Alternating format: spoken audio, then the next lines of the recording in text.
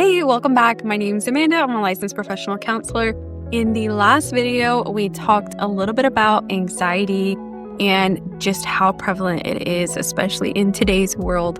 Today, we're talking a little bit more about some of the sneaky ways that you might see anxiety come up and how you can start addressing it. So if you haven't already, make sure to download my free guide on stewarding your mental health as a Christian woman, and I will link that below. So anxiety doesn't always scream. If you don't know for sure that you've had it, sometimes it's hard to pinpoint, but it can be a lot like a whisper, something that happens so often in such a subtle way that you don't even really realize it's there. Think about your habits. Think about things like jitteriness or fidgetiness. Sometimes it can be thoughts that continue to come up over and over again. A lot of times it has to do with things like traveling or being in large crowds, or maybe it's when you're in certain social situations that you notice your stomach starts to hurt, or it just so happens that every single time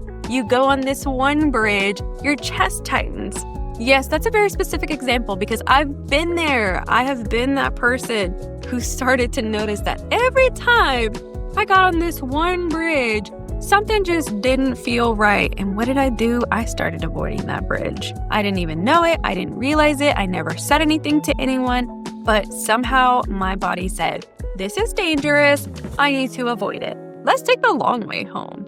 And that's not the answer. So we're going to work on noticing those anxious thoughts and feelings. And here's what you will naturally want to do when it comes up. Your body's going to say, turn it off. I don't like this feeling. Let's avoid it at all costs. What do we need to do to shut it down? Do I need to binge watch a new show? Do I need to scroll on my phone for hours? Because it's fun. It's fine. It's not hurting anybody for me to be on TikTok all night long. I'm talking to some of y'all. Yes, it is hurting you because you're avoiding whatever it is that's bringing this discomfort. It can also look like things like drinking, maybe even doing drugs, things like gossip. All of these things pull you further away from who you're called to be.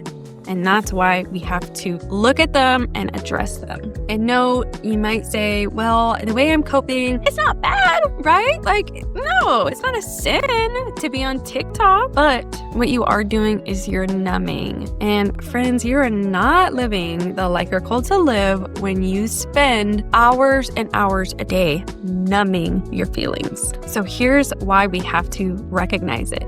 Because it's going to continue on in this cycle until you can name it, until you can say, I am struggling with anxiety and I want to be done with this. Then we can address it. Then we can work on it. It's all about breaking that cycle because God calls us to walk in freedom. And He doesn't tell us to do it on our own. He says, I got you, girl. Probably somewhere, right? In some translation, that's what it says. But seriously, He's got you.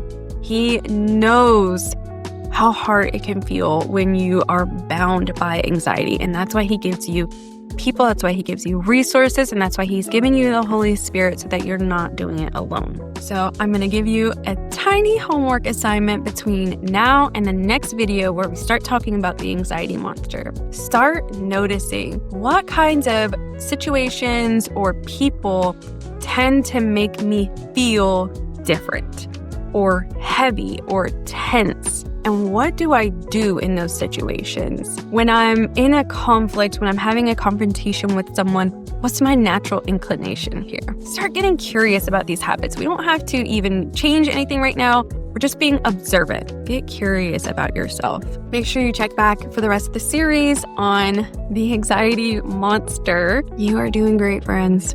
Okay, we'll talk soon. Bye.